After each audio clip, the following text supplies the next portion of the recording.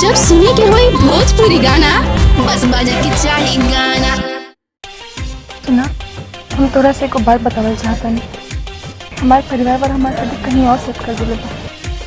हो सके तो हमरा के भुला जा।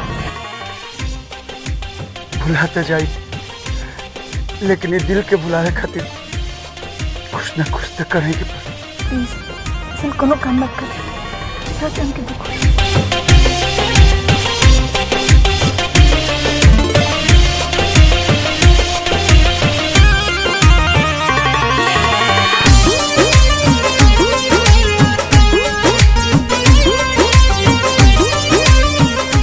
और का हाल बा हो? ठीक बा, अभी हम कॉलेज से आवत हनी, कुछ देर बाद बात करी। चलो ठीक बा, बाय।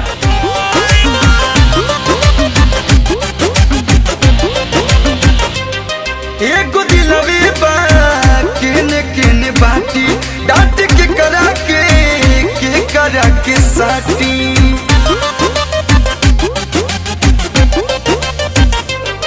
एगो दिलवे बा केने केने बाटी, डांट के करा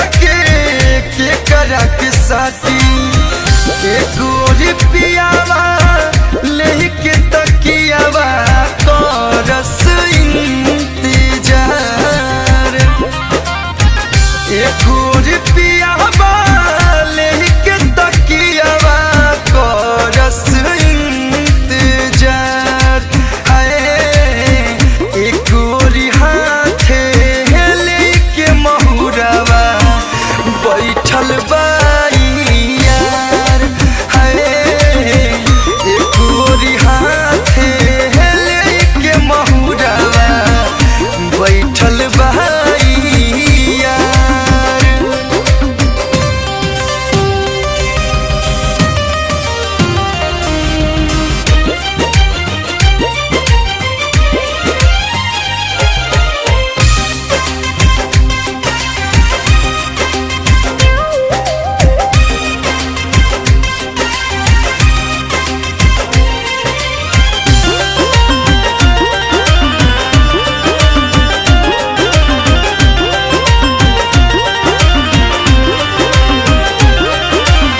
शादी वाला बात जब से चलताते गम में दीवाना रोजे गलताते।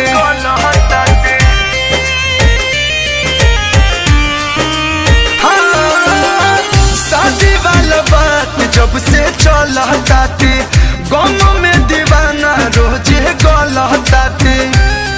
बने वाला बबल मुँह तो खुश होता, बाकी हमारो दर्द महसूस होता। पढ़निया फत में पढ़ी पढ़ी खत में यारवा के समाचार।